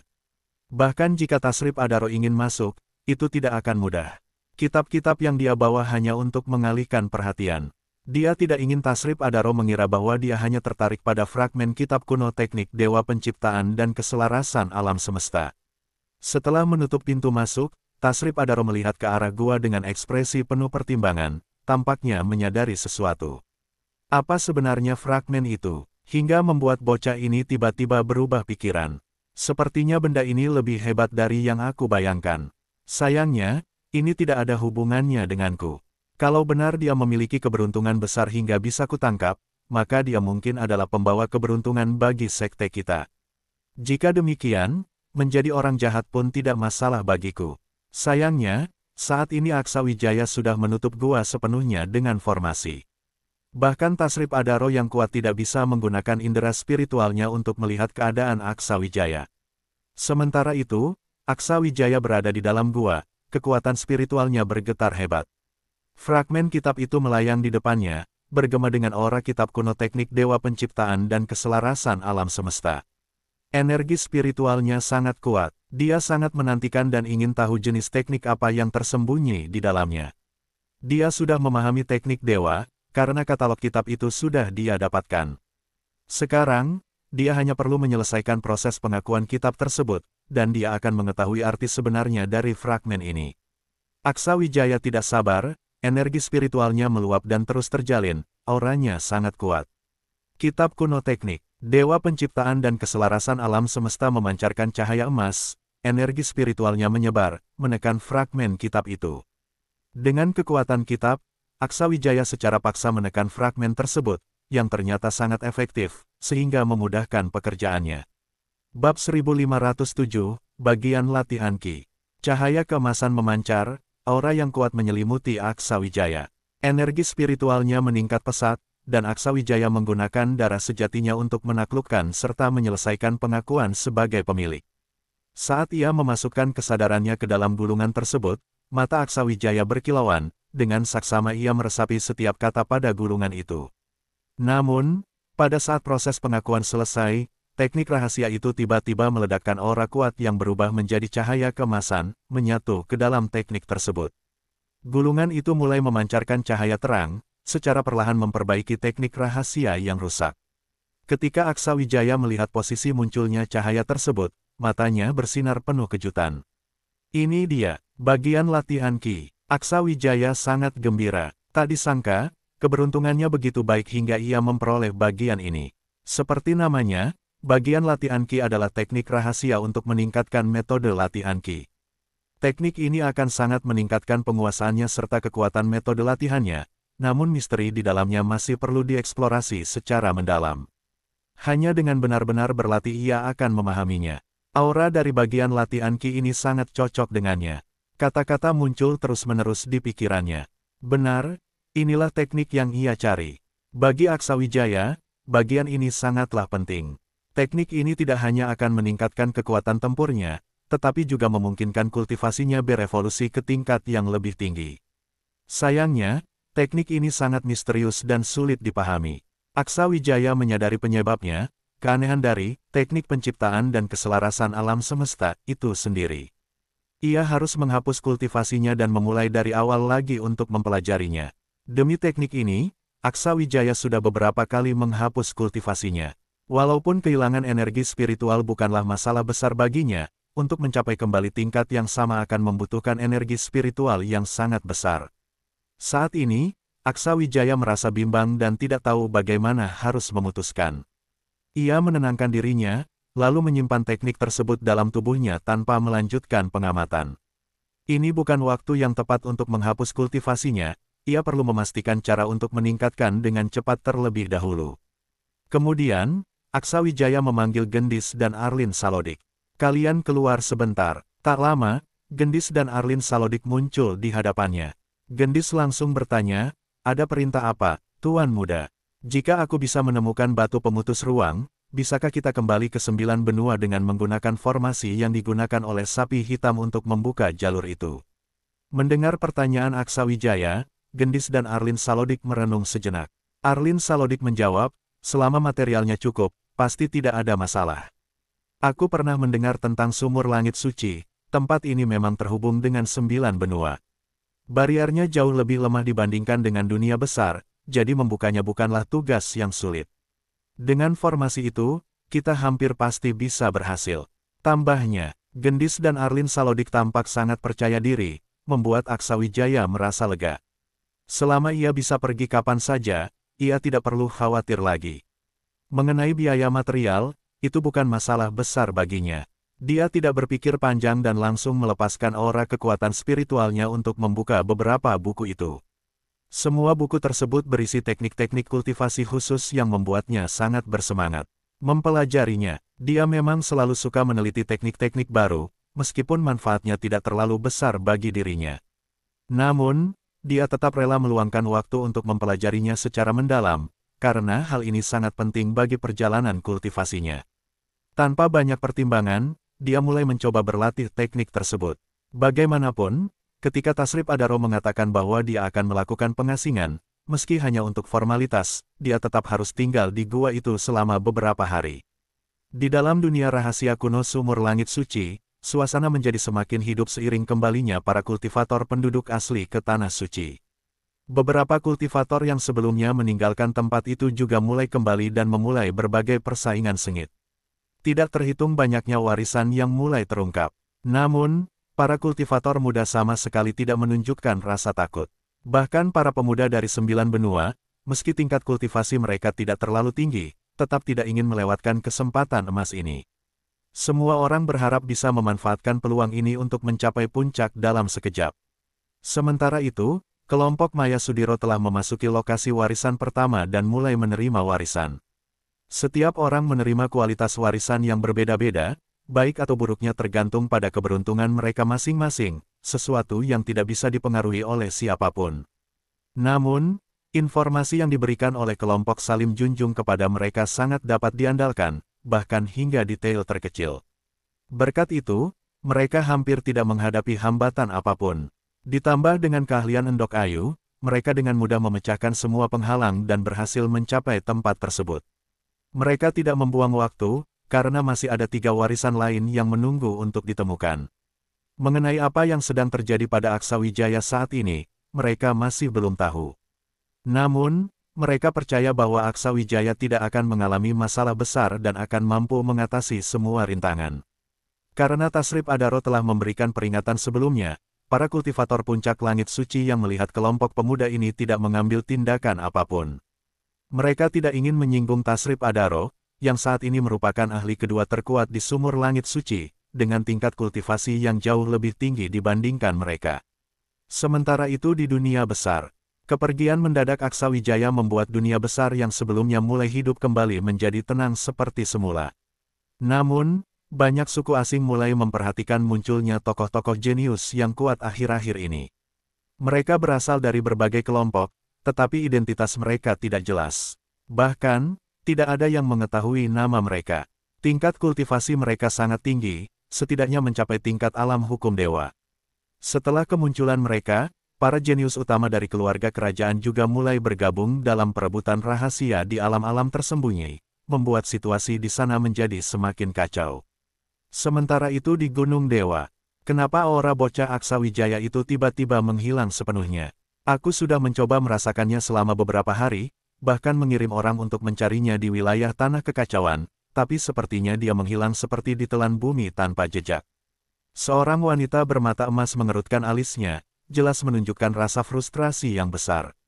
Namun, kepala suku terlihat tetap tenang, seolah tidak terkejut sama sekali. Dia sudah sering mengalami hal semacam ini, sehingga dia sangat memahami sifat Aksawijaya. Dia memang selalu seperti itu, muncul dan menghilang sesuka hatinya. Ketika kamu berhenti mencarinya, dia akan muncul dengan sendirinya. Tetapi mengenai situasi di luar, kamu seharusnya sudah mengetahuinya. Sepertinya, beberapa jenius kuat muncul di berbagai wilayah rahasia. Aku sudah menanyakan kepada beberapa keluarga kerajaan, tetapi banyak dari mereka yang tidak mengenali jenius tersebut. Hal ini mungkin menunjukkan sesuatu. Mendengar hal ini, wanita itu tampak merenung, ekspresinya mulai melunak. Penyamaran, maksudmu mereka sebenarnya hanya menyamar dan bukan dari keluarga kerajaan. Kepala klan dewa tersenyum. Tentu saja, aku bahkan sudah menemukan beberapa kejanggalan. Teknik mereka sama sekali berbeda dengan teknik kultivasi ras-ras besar lainnya. Teknik seperti itu tidak mudah dikuasai. Meskipun mereka berusaha menyembunyikan identitasnya, aku yakin orang-orang misterius itu sebenarnya adalah para kultivator jenius dari ras manusia di sekitar Aksawijaya. Hanya itu satu-satunya penjelasan logis. Bab 1508, setengah tahun kemudian. Meski kita tahu itu mereka, tetap saja tidak ada cara untuk menangkap mereka. Jelas mereka menyembunyikan identitas dengan menggunakan semacam seni rahasia. Mereka tidak mungkin mempertahankan penampilan yang sama terus-menerus, jadi menangkap mereka tidaklah mudah. Apalagi kau hanya ingin membawa Endok Ayu kembali. Sebaiknya kau tidak mencari masalah dengan Aksawijaya. Anak itu sangat merepotkan. Tanpa kau bilang pun aku sudah tahu dia sangat merepotkan. Kalau tidak, tak mungkin ada begitu banyak orang yang ingin menyingkirkannya. Tapi anak itu memang luar biasa. Bahkan terhadap suku mata darah, kita tidak bisa berbuat banyak, sementara mereka justru terus-menerus kalah menghadapi Aksawijaya, bahkan kehilangan beberapa ahli mereka. Aku tidak akan sebodoh mereka, kan? Mendengar ini, pemimpin suku langsung berkata, benar, yang kau katakan tidak salah. Aksawijaya memang bukan hanya mengandalkan kekuatan bertarung untuk menghadapi musuh-musuhnya. Nasibnya sangat baik, caranya juga sangat cerdas, jadi sulit ditangani. Namun, dia memiliki hubungan baik dengan Selena Hiven dan Endok Ayu. Untuk suku kita, dia tidak menimbulkan ancaman, setidaknya untuk saat ini. Jika Endok Ayu bisa mengikatnya agar tetap di sisinya, ini akan sangat menguntungkan bagi suku kita. Kalau dia benar-benar menjadi menantu kita, itu akan menjadi keuntungan besar bagi Gunung Dewa kita. Di tempat lain, di wilayah Keradewa, di dalam sekte kekaisaran manusia, para pemuda sedang menikmati suasana hati yang baik. Bagi mereka, akhir-akhir ini adalah masa yang paling damai. Bahkan ketika mereka pergi berlatih di luar, suku asing tidak sekuat sebelumnya. Wajah Aldi Gajayan juga penuh dengan senyuman dalam beberapa waktu terakhir, menunjukkan bahwa suasana hatinya cukup baik. Cara Aksawijaya memang luar biasa. Akhir-akhir ini, provokasi dari suku asing jelas berkurang. Jika situasi ini terus berlanjut, dalam waktu dekat, bahkan jika Aksawijaya tidak muncul, dampaknya tidak akan terlalu besar. Hanya saja, aku penasaran kemana anak itu pergi sekarang, dan bagaimana dengan para jenius yang bersamanya. Kalau mereka terus muncul, tekanan kita akan semakin berkurang. Namun, Ibra Tahiti merasa sedikit khawatir. Aku dengar kali ini anak itu dikepung oleh para ahli suku asing di alam rahasia, bahkan sampai melukai kenalannya sendiri. Dia berhasil melukai para ahli puncak di tingkat alam hukum dewa, tapi aku khawatir dengan rencana balasan dari suku asing. Semoga mereka tidak melakukan serangan balik besar-besaran. Aldi Gajayan berkata, untuk saat ini, tidak perlu terlalu khawatir. Setidaknya, berdasarkan yang kita lihat sekarang, suku asing belum menunjukkan reaksi besar. Aksawijaya memang bertaruh besar dengan masuk ke alam rahasia itu, tapi setelah keluar dari sana, dia justru lebih aman. Semua orang tahu dia dilindungi oleh seorang ahli tingkat alam keabadian dewa. Hari itu, di pintu masuk tanah suci klan Giok Hijau, mereka bisa pergi dengan tenang. Itu menunjukkan betapa kuatnya ahli yang melindunginya. Para ahli suku asing tidak akan bertindak gegabah tanpa keyakinan penuh. Sayangnya, setelah Aksawijaya membawa orang-orangnya keluar dari alam rahasia itu, dia sekali lagi menghilang tanpa kabar. Aku merasa ada sesuatu yang akan terjadi di dunia ini. Semoga perasaanku salah. Aksawijaya telah mengurung diri selama setengah bulan. Beberapa seni rahasia yang dia pelajari memang unik, tapi tingkatnya tidak terlalu tinggi. Meskipun memberikan wawasan, itu tidak terlalu banyak membantunya. Namun, bagi Aksawijaya, ini bukan masalah besar. Dengan cepat menekan level kultivasinya, tanpa ragu dia memilih untuk keluar dan menemui Tasrip Adaro lagi. Tasrip Adaro, yang merasakan fluktuasi energi spiritual di belakang gunung, segera muncul sebelum Aksawijaya bisa mencarinya. Bagaimana perasaanmu? Aksawijaya berkata, beberapa seni rahasia itu cukup unik, tapi tidak banyak membantu. Guru, apakah Anda masih punya seni yang lebih baik untuk saya pelajari? Masih ada banyak waktu sebelum penutupan dunia rahasia kuno sumur langit suci. Sungguh sayang jika waktu ini terbuang sia-sia. Tasrip Adaro, dengan tenang, berkata, anak muda, jangan terlalu terobsesi. Levelmu sudah sangat tinggi. Sebaiknya kau fokus pada kultivasi untuk mengasah ketenangan batinmu. Hanya dengan mencapai tingkat ketenangan tertentu, kau bisa mempersiapkan dirimu untuk terobosan selanjutnya. Kau mengerti maksudku? Aksa Wijaya mengangguk. Tentu saja aku mengerti. Tapi aku belum mencapai kebuntuan sekarang, jadi rasanya terlalu dini untuk membahas ini. Aku lebih penasaran dengan kejutan yang guru siapkan untukku. Kenapa harus menunggu dunia rahasia kuno ditutup? Apa guru takut aku akan kabur setelah mendapatkan manfaat? Tasrip Adaro tersenyum mendengar ini. Aku tidak khawatir tentang itu. Tapi sekarang dunia rahasia kuno terbuka, dan begitu banyak jenius berkumpul, memberi kejutan sekarang justru akan mengundang gangguan. Akan lebih baik menunggu hingga dunia rahasia kuno ditutup dan semua orang pergi. Dengan begitu, tak ada yang akan mengganggumu. Aksa Wijaya tahu Tasrip Adaro tidak akan mengungkap semuanya saat ini, mungkin karena takut Aksa Wijaya akan kabur dengan manfaat yang diberikan. Namun, hubungan mereka sekarang sudah jauh lebih baik daripada sebelumnya, dan dia tidak ingin situasi menjadi tegang seperti dulu. Sementara itu, Aksa Wijaya terlihat santai, tapi dia tidak tahu harus melakukan apa selama waktu ini. Dengan enggan, dia memutuskan untuk kembali ke gua dan memanfaatkan waktu untuk membuat pil obat. Ini akan sangat bermanfaat bagi kultivasinya. Biasanya, dia jarang punya waktu untuk berhenti dan membuat pil. Jadi, ini adalah kesempatan yang tidak boleh dilewatkan. Untuk berbagai bahan, Aksa Wijaya masih punya banyak. Jika ada yang kurang, dia hanya perlu meminta Tasrip Adaro, yang cukup dermawan kepadanya. Dalam sekejap, setengah tahun pun berlalu. Farid Salakan dan yang lainnya telah tiba di berbagai tempat warisan. Dalam waktu singkat, kekuatan mereka mengalami lonjakan kualitas. Murdi Tiasa kini telah mencapai tingkat ketiga dalam alam hukum dewa, menyamai Nandar Petok. Farid Salakan telah mencapai tingkat ketujuh alam spiritual dewa. Dengan warisan keempat, dia kemungkinan akan menjadi lebih kuat lagi. Maya Sudiro dan Indri Bombana telah mencapai puncak tingkat alam spiritual dewa, begitu pula Ilham Jibran. Ketiga orang ini memiliki bakat yang luar biasa, dan kemajuan mereka sangat terlihat. Jelita Hafiza berhasil menyamai para jenius dari dunia sembilan langit bawah. Kini dia telah melangkah ke puncak tingkat alam spiritual dewa ekstrim, dan mencapai terobosan berikutnya hanyalah masalah waktu. Bakatnya sungguh luar biasa. Anggota lainnya juga mendapatkan kemajuan serupa. Bahkan Panji Dutro, yang terlemah sekalipun, kini telah mencapai tingkat alam spiritual dewa ke-6. Kekuatan keseluruhan tim hampir berlipat ganda, menunjukkan betapa banyak manfaat yang mereka dapatkan dari 3 warisan sebelumnya.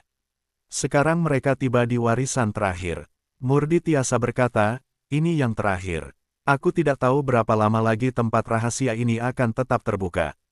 Setelah pemimpin kita menghilang 6 bulan lalu, kita sama sekali tidak mendapatkan kabar darinya.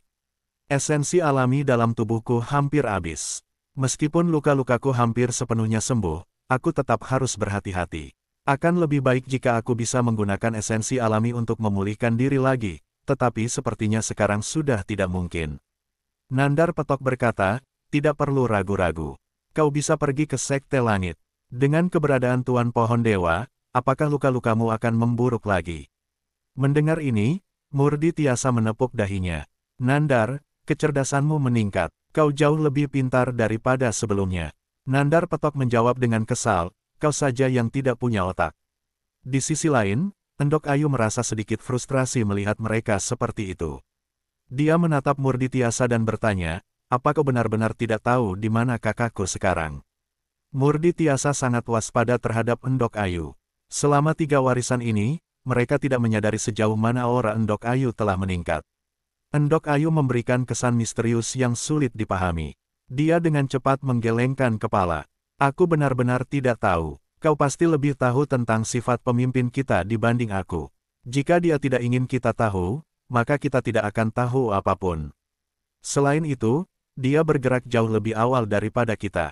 Namun, dengan kekuatannya, seharusnya dia bisa mengatasi situasi di sini. Apakah kau tahu berapa lama lagi tempat rahasia ini akan tetap terbuka? Mata Endok Ayu berkedip. Dia sangat mengenal Aksa Wijaya, tetapi justru karena itu dia semakin khawatir. Aksa Wijaya memang selalu memikul segalanya sendirian tanpa memberitahu mereka, tetapi dia tahu betapa berbahayanya tempat ini. Itulah yang membuatnya sangat khawatir. Setelah berdiskusi tanpa hasil, mereka hanya bisa memasuki warisan keempat, yang diyakini sebagai yang terakhir. Tanpa membuang waktu, Endok Ayu bekerja sama dengan mereka untuk dengan mudah memasuki tempat warisan dan melanjutkan perjalanan mereka.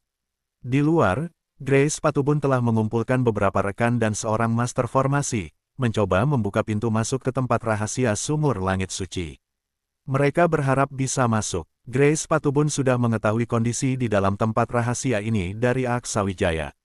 Lingkungan tempat ini memiliki energi spiritual yang luar biasa, serta sebuah jalur menuju dunia 9 langit atas, yang telah lama mereka cari.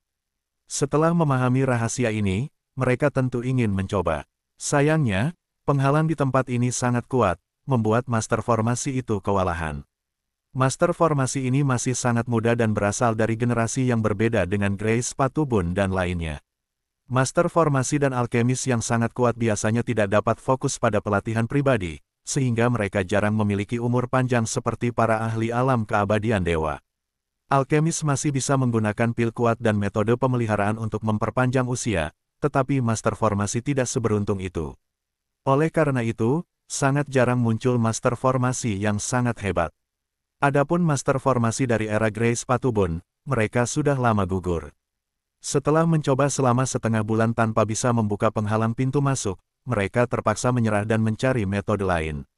Sesuai rencana awal, jika mereka bisa membuka formasi pintu masuk, mereka akan menggunakan tingkat kekuatan dan hukum mereka untuk mematahkan aturan yang diletakkan oleh para ahli dunia 9 langit atas di masa lalu. Dengan kemampuan Grace Patubun, memecahkan aturan tersebut seharusnya tidak terlalu sulit. Tetapi sekarang, itu tampak mustahil. Sambil merasakan aura di pintu masuk, Grace Patubun menghitung waktu dengan cermat. 2 bulan lagi, tempat rahasia sumur langit suci ini mungkin akan menutup. Jika kita tidak menemukan cara pada saat itu, kita harus menyerah dan menunggu kesempatan berikutnya. Namun, setidaknya kali ini kita telah menemukan rahasia tempat ini. Dengan persiapan matang dan melatih seorang master formasi dalam beberapa tahun ke depan, kita seharusnya bisa masuk. Beberapa ahli di sekitarnya mengangguk setuju. Mereka sangat antusias dengan kemungkinan ini. Namun, mereka tetap kecewa karena tidak mendapatkan kesempatan untuk menyelidiki tempat ini lebih jauh, termasuk misteri puncak langit suci yang disebutkan oleh para pemuda. Apa yang sebenarnya menanti di sana masih menjadi misteri bagi mereka. Bab 1509, Penutupan Dunia Rahasia Kuno. 2 bulan berlalu dengan cepat, namun Grace Patubun dan yang lainnya masih belum menemukan cara untuk keluar. Memaksa menembus penghalang dunia rahasia kuno sumur langit suci benar-benar tidak realistis. Alasannya cukup sederhana, dengan kemampuan Grace Patubun saat ini, dia belum bisa mematahkan penghalang yang diciptakan bersama oleh beberapa kultivator di tingkat yang sama dengannya. Selain itu, dunia rahasia kuno sumur langit suci mengandung energi 9 benua dan energi ki dunia langit atas, yang membuat tingkat dunia ini lebih tinggi dari 9 benua, sehingga penghalangnya menjadi sangat kuat dan sulit ditembus. Beberapa pemuda sudah merasakan perubahan di dalam alam rahasia dan terpaksa keluar. Mereka menyadari bahwa tingkat kultivasi mereka meningkat, setiap pemuda yang berlatih di dalam telah mengalami peningkatan. Grace Patubun tidak buru-buru pergi. Dia berencana menunggu Aksa Wijaya keluar agar bisa kembali bersama-sama. Dia tahu bahwa Aksa Wijaya akan kembali ke wilayah Asia. Di kedalaman alam rahasia, Murdityasa dan yang lainnya baru saja menyelesaikan pewarisan mereka. Melihat perubahan di dunia rahasia kuno sumur langit suci, mereka semua mengerutkan kening. Endok Ayu berkata, tidak lebih dari setengah bulan lagi, alam rahasia ini akan ditutup. Kita harus segera pergi. Jika tidak ada transfer kekuatan spiritual eksternal, kita akan terjebak di sini sampai alam ini terbuka kembali. Maya Sudiro mendengar ini, tetapi tidak bereaksi banyak. Dia hanya bertanya kepada Endok Ayu, "Ayu, apakah kamu bisa merasakan keberadaan Aksa Wijaya?" Endok Ayu menggelengkan kepala. "Kakak stabil. Dilihat dari batu jiwa, tidak ada masalah. Tapi aku tetap tidak bisa merasakan keberadaannya.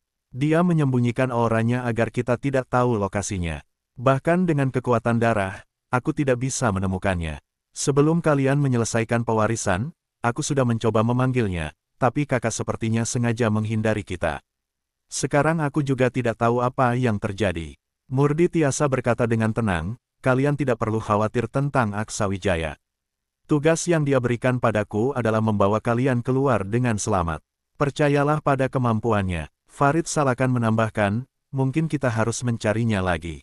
Endok Ayu menggelengkan kepala. Tidak perlu. Jika dia tidak ingin ditemukan, percuma saja. Sebelum alam ini ditutup, mari kita keluar dulu. Baru setelah itu kita cari solusi lain. Maya Sudiro dan Indri Bombana mengikuti keputusan Endok Ayu, karena mereka sangat mempercayainya. Saat mereka kembali, Jelita Hafiza tampak melamun di belakang. Endok Ayu terus mengawasinya. Kakak Jelita, jangan coba-coba tinggal di sini mencari kakakku. Tuan senior, Grace Patubun menunggumu di luar. Jika kamu terjebak di sini, aku tidak bisa menjelaskannya. Jika kakak benar-benar dalam masalah, kamu tidak akan bisa membantunya. Jelita Hafiza hanya bisa menghela nafas, merasa tak berdaya. Kemampuan Aksa Wijaya kini jauh melampaui dirinya. Dia telah berusaha keras untuk mengejar, tetapi setiap kali Aksa Wijaya muncul, dia menunjukkan kekuatan luar biasa. Ini membuatnya merasa kalah, meskipun dia tidak pernah menyerah. 4 pewarisan ini meningkatkan kultivasinya secara drastis. Dia sebenarnya ingin menantang Aksa Wijaya lagi, tetapi Aksa Wijaya menghilang entah kemana. Ini membuatnya kecewa. Dengan Endok Ayu yang mengawasi, dia tidak punya pilihan. Endok Ayu lebih kuat darinya, dan dia tahu itu. 10 hari kemudian, mereka mencapai pintu keluar. Murdi Tiasa melihat kembali ke alam rahasia yang telah meningkatkan kultivasinya. Dia khawatir tentang Aksa Wijaya yang masih menghilang. Nandar Petok mencoba menenangkan mereka. Jangan khawatir, Aksa Wijaya mungkin sudah keluar. Dia bisa berkelana di dunia besar dan 9 benua, jadi dunia rahasia kuno sumur langit suci ini tidak akan menyulitkannya. Akhirnya, mereka meninggalkan dunia rahasia kuno sumur langit suci. Setelah peningkatan besar ini, mereka memutuskan untuk kembali ke Sekte Langit untuk berkultivasi. Mereka ingin menstabilkan level mereka dan menunggu Aksa Wijaya di sana. Setelah bertemu Grace Patubun, Endok Ayu berbicara dengan Selena Hiven dan pergi diam-diam, menghilang begitu saja. Farid Salakan dan lainnya bingung kemana dia pergi, tetapi mereka tidak khawatir dengan kekuatannya. Melihat perkembangan mereka, Grace Patubun sangat terkejut, terutama dengan Jelita Hafiza yang telah mencapai tingkat tertinggi. Namun, dia tidak melihat Aksa Wijaya. Di mana Aksa Wijaya? Kenapa dia tidak bersama kalian? Jelita Hafiza menjawab, dia berpisah dari kami setengah tahun lalu dan belum ada kabar sejak itu. Kami khawatir, masih belum keluar juga. Grace Patubun mengangguk, memang belum keluar. Selama ini aku selalu berada di sini. Jika dia keluar, aku pasti tahu. Jangan-jangan dia mengalami masalah di dalam area rahasia itu. Atau mungkin terjebak di salah satu tempat warisan. Semua orang segera melihat ke arah Murdi Tiasa. Sebelum Aksa Wijaya pergi, dia hanya berbicara sedikit dengannya. Mungkin dia tahu lebih banyak petunjuk. Murdi Tiasa saat ini tidak bisa lagi mengelak. Dia tahu betul seberapa kuat Grace Patubun. Setengah tahun yang lalu, tampaknya kakak besar merasakan sesuatu yang buruk akan terjadi.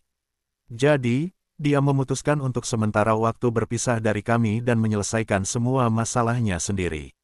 Karena ada 4 warisan yang masih menunggu kami, dia tidak ingin mengacaukan rencana, maka dia pergi sendiri dan meminta aku menjaga kalian. Namun, sesuai janji, setelah dia menyelesaikan masalahnya, dia akan bertemu kami di tempat warisan. Tapi sampai sekarang belum ada kabar sama sekali. Sekarang sepertinya dia masih berada di sumur langit suci ini. Mendengar ini, semua orang terdiam sejenak. Mereka tidak menyangka dia akan mengambil keputusan seperti itu. Namun, Grace Patubun sama sekali tidak terkejut, karena dia sangat mengenal Aksa Wijaya. Aksa Wijaya memang orang seperti itu, dan itulah alasan dia sangat menghormatinya. Semua orang tampak mengerutkan kening, jelas sulit bagi mereka untuk menerima hal ini.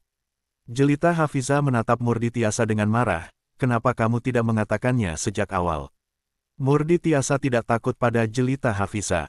Dia langsung menjawab, jika aku mengatakannya sejak awal, apakah kalian bisa berkembang sebanyak ini dalam setengah tahun terakhir? Apa yang kakak besar tugaskan kepadaku, aku harus melakukannya dengan baik. Mengenai masalahnya, kalian tidak perlu khawatir, karena kalian juga tidak bisa menyelesaikannya. Tugas yang bisa kulakukan adalah membawa kalian keluar dari sumur langit suci dengan aman. Murdi Tiasa sangat percaya pada Aksa Wijaya. Bahkan jika Aksa Wijaya terjebak di dalam, dia yakin Aksa Wijaya akan bisa keluar. Dia telah menyaksikan kemampuan luar biasa Aksa Wijaya berkali-kali. Aku akan mencarinya, Indri Bombana berbicara, lalu berbalik menuju pintu masuk sumur langit suci. Namun, Murdi Tiasa segera menghentikannya. Kalian semua tenang saja, kakak besar memiliki kemampuan untuk membuka area rahasia ini. Dia sangat mahir dalam formasi dan teknik penghancuran formasi, dan dia juga dilindungi oleh dua roh formasi yang hebat. Jika dia ingin keluar dari sini, bahkan jika sumur langit suci ditutup, dia pasti punya cara untuk keluar. Bahkan puncak langit suci dia berani menerobos. Banyak ahli di dalam sana tidak bisa berbuat apa-apa padanya. Jadi, apalagi yang perlu kalian khawatirkan? Mendengar ini, Grace Patubun tampak sedikit terkejut. Dia buru-buru bertanya, kamu yakin Aksa Wijaya sudah memiliki kemampuan seperti itu? Murdi Tiasa menjawab, aku sudah mengikuti kakak besar ke beberapa area rahasia yang terkunci sebelumnya. Salah satunya adalah puncak 5 gajah di 9 benua, dan satu lagi adalah tanah leluhur klan dewa di dunia besar. Penghalang ruang di sana mungkin tidak lebih lemah dari tempat ini. Di dalam ruang dalam dunia itu, bahkan ada ahli level alam reinkarnasi. Kalian mungkin terlalu lama tidak berlatih bersama kakak besar, jadi kalian khawatir seperti ini. Mendengar ini, wajah Grace Patubun menunjukkan sedikit kegembiraan. Dia tidak menyangka Aksa Wijaya sudah memiliki kemampuan seperti itu. Harus diketahui, membuka area rahasia bukanlah hal yang mudah. Namun, kata-kata Murdi Tiasa juga mengingatkannya pada sesuatu. Keberadaan roh formasi itu masih dia ingat. Dia bahkan pernah bertemu dengan Arlin Salodik, dan formasi pelindung gunung Sekte Langit tidak kalah kuat dari formasi pembantai dewa milik Arlin Salodik. Roh formasi itu selalu berada di sisi Aksa Wijaya. Dengan dua roh formasi ini, kemampuan dalam teknik penghancuran formasinya mungkin tidak kalah dengan seorang master formasi biasa. Jika mereka bekerja sama, kemungkinan besar mereka bisa sepenuhnya memecahkan aturan tempat ini. Dengan begitu, mereka mungkin bisa masuk meskipun tempat itu ditutup. Jadi, tidak perlu lagi melatih seorang master formasi secara khusus. Melihat semua orang masih khawatir, Grace Patubun langsung berkata, apa yang dia katakan benar. Kalian tidak perlu terlalu khawatir. Aksa Wijaya memang seperti itu, tidak perlu berlebihan. Aku akan membawa kalian kembali ke wilayah Asia. Kalian tinggal di Sekte Langit untuk berlatih tertutup sementara waktu.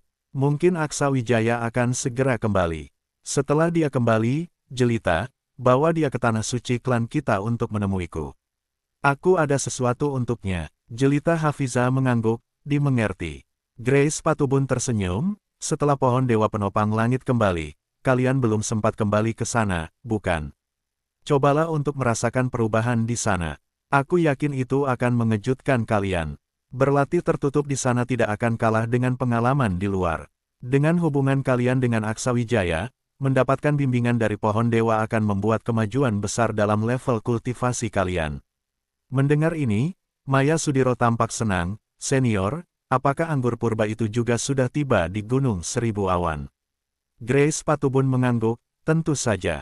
Kalian akan tahu setelah kembali. Mengenai situasi di sini, kalian tidak perlu khawatir. Aku akan memperhatikannya. Saat mereka berbicara, pintu masuk sumur langit suci mulai perlahan menutup, hingga akhirnya benar-benar tertutup. Pada saat ini, bahkan jika mereka ingin kembali ke dalam, mereka tidak punya kesempatan lagi dan hanya bisa mengikuti Grace Patubun pergi. Sementara itu, di sumur langit suci, di hutan dekat pintu masuk, Endok Ayu perlahan berjalan menuju kedalaman area rahasia. Saat berjalan bersama yang lain sebelumnya, dia diam-diam menciptakan sebuah bayangan spiritual dengan teknik rahasia. Bayangan itu meninggalkan dunia rahasia kuno bersama yang lain, sedangkan dia sendiri sudah memutuskan untuk tinggal dan mencari Aksa Wijaya. Dia berharap bisa menemukannya sesegera mungkin, agar Aksa Wijaya tidak terjebak sendirian di tempat ini. Bab 1510, Kejutan. Endok Ayu memutuskan sesuatu tanpa peduli dengan pendapat orang lain. Dengan berbagai kemampuan unik yang dimilikinya, hampir tidak ada tempat yang tidak bisa ia kunjungi. Ia merasa memiliki kekuatan yang cukup untuk melindungi dirinya sendiri, sehingga ia bertindak seperti itu. Ia dengan saksama merasakan aura di sekitarnya dan terkejut menemukan bahwa setelah dunia rahasia kuno sumur langit suci ditutup, kekuatan spiritual di tempat itu menjadi lebih padat, lebih cocok untuk berlatih kultivasi. Sepertinya, penutupan sumur langit suci ini mungkin telah menghilangkan semacam pembatas. Kalau tidak, perubahan seperti ini tidak akan terjadi. Lupakan itu untuk sekarang, yang terpenting adalah menemukan kakakku dulu, katanya. Di sisi lain, Aksa Wijaya juga merasakan perubahan signifikan pada aura di sekitarnya dan sedikit terkejut. Selama setengah tahun terakhir, ia terus membuat pil obat. Hanya jika ia kekurangan bahan, ia akan keluar untuk mencarinya di Tasrib Adaro. Dibandingkan dengan setengah tahun yang lalu, kultivasinya kini lebih stabil, dan kekuatan spiritualnya lebih terpusat. Meskipun tingkat kekuatannya tidak meningkat, auranya mengalami perubahan besar. Tentu saja, pencapaian terbesarnya adalah dalam bidang alkimia. Ia rela menghabiskan banyak bahan langka selama setengah tahun ini untuk mencoba berbagai pil obat, dengan kualitas minimal tingkat kekaisaran. Pil-pil ini memberikan manfaat besar bagi kultivasi dan pertempuran, terutama baginya. Pengaruhnya sangat signifikan. Sebelumnya, ia selalu berada dalam situasi kompetitif, sehingga sulit meluangkan waktu untuk fokus membuat pil. Kali ini, ia merasa seperti memberi dirinya waktu istirahat. Di sisi lain, Tasrib Adaro merasa sedikit frustrasi. Ia tidak tahu apa yang sebenarnya dilakukan Aksa Wijaya di dalam gua selama ini. Namun, setiap kali Aksa Wijaya keluar dari gua, ia selalu membawa aroma pil obat yang sangat kuat, yang bisa dikenali dengan jelas meskipun Tasrib Adaro bukan seorang alkemis. Meskipun Tasrib Adaro memiliki banyak pertanyaan tentang Aksa Wijaya, ia tidak menanyakannya. Setelah sumur langit suci ditutup, Tasrib Adaro datang keluar gua Aksa Wijaya dengan wajah penuh senyuman, menunjukkan suasana hati yang sangat baik. Pada hari itu, Aksa Wijaya akhirnya menyelesaikan retret panjangnya. Ia menyelesaikan pembuatan pil terakhirnya dan keluar dari gua untuk melihat apa yang telah terjadi di luar. Perubahan besar pada kekuatan spiritual tentu memiliki alasannya, dan benar saja, ia melihat Tasrib Adaro menunggunya di luar dengan senyum lebar di wajahnya. Aksa Wijaya langsung bertanya, apakah perubahan aura di sekitar ini karena sumur langit suci telah ditutup? Tasrib Adaro mengangguk, benar, itu sebabnya. Mulai hari ini, kau harus berlatih dengan serius denganku. Setelah dunia rahasia kuno ditutup, semua pembatas di tempat ini hilang, dan sekarang lebih cocok untuk kultivasi. Ini kesempatan bagus untukmu. Selain itu, aku juga telah menyiapkan kejutan untukmu, dan kita bisa mulai melaksanakannya. Aksa Wijaya tidak terkejut. Ia tahu Tasrib Adaro telah menunggu hari ini sejak lama. Alasannya sederhana, Tasrib Adaro ingin Aksa Wijaya menjadi muridnya. Ia telah melakukan berbagai cara, bahkan rela menjadi penjahat dan kehilangan muka untuk tujuan itu. Bagaimana mungkin ia membiarkan Aksa Wijaya begitu saja dan membuang waktu setengah tahun hanya untuk retret? Sekarang, setelah sumur langit suci ditutup, Tasrib Adaro tidak khawatir Aksa Wijaya akan kabur. Jadi, ia mulai memberikan tugas pada Aksa Wijaya untuk membantunya meningkatkan kultivasi. Jika Aksa Wijaya bisa mencapai tingkat alam hukum dewa, itu akan menjadi pencapaian yang luar biasa. Aksa Wijaya bertanya, kejutan seperti apa itu? Apakah aku perlu mempersiapkan sesuatu sebelumnya?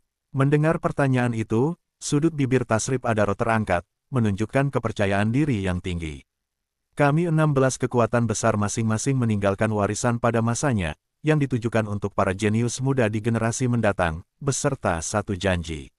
Janji itu adalah bahwa seorang jenius luar biasa yang mampu menembus penghalang lorong itu akan mendapatkan semua warisan tersebut. Setiap kekuatan hanya memiliki satu kesempatan seperti ini. Apakah kau tahu apa arti 16 warisan ini? Semakin Tasrib Adaro berbicara, semakin bersemangat dia, bahkan sedikit terlampau antusias, karena dulu dia sendiri tidak memiliki kesempatan tersebut. Aksa Wijaya mendengar hal itu dengan terkejut. Dia sama sekali tidak menyangka situasinya seperti ini. Meskipun dia sempat menduga bahwa ini berhubungan dengan semacam warisan, dia tidak pernah berpikir bisa langsung mendapatkan 16 warisan sekaligus.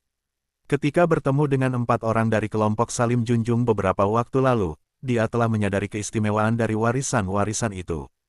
Keempat warisan yang diberikan kepada mereka memiliki kualitas yang sangat tinggi, dan dia yakin Maya Sudiro serta yang lainnya dapat meraih manfaat besar dari warisan tersebut.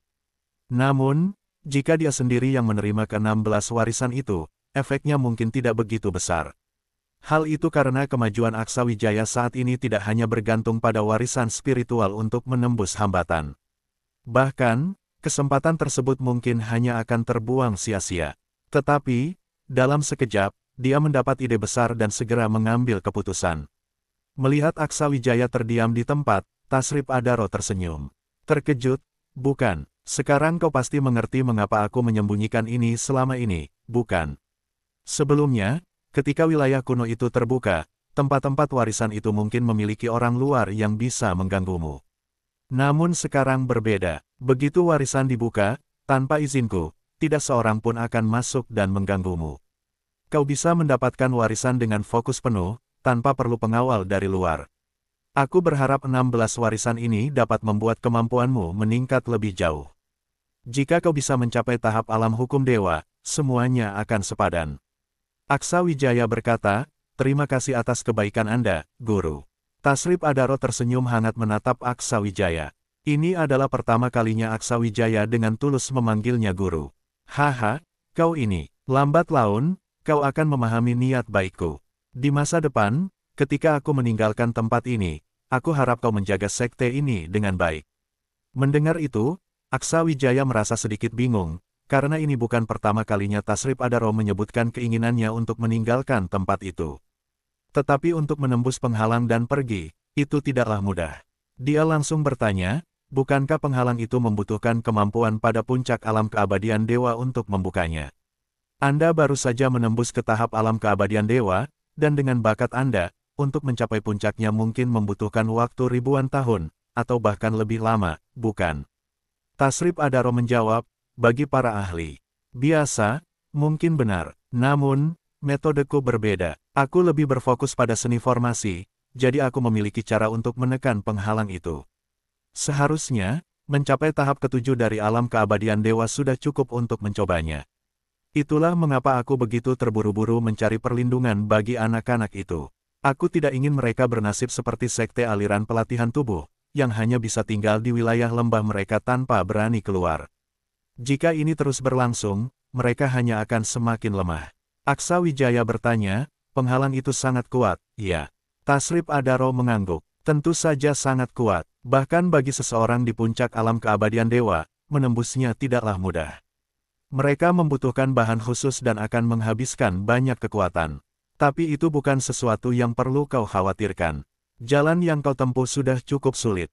Tidak tahu kapan kau akan bisa mencapai dunia 9 langit atas. Namun, aku bisa berjanji padamu, selama kau bisa masuk ke dunia 9 langit atas, keluarga Adaro akan memastikan kau bangkit dan memberikan sumber daya yang melimpah.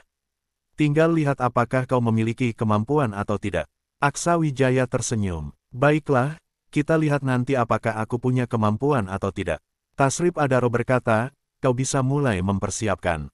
Warisan-warisan itu dapat dimulai kapan saja. Aku hanya perlu pergi ke puncak langit suci untuk meminta izin. Bersambung ke bab 1511. Terima kasih.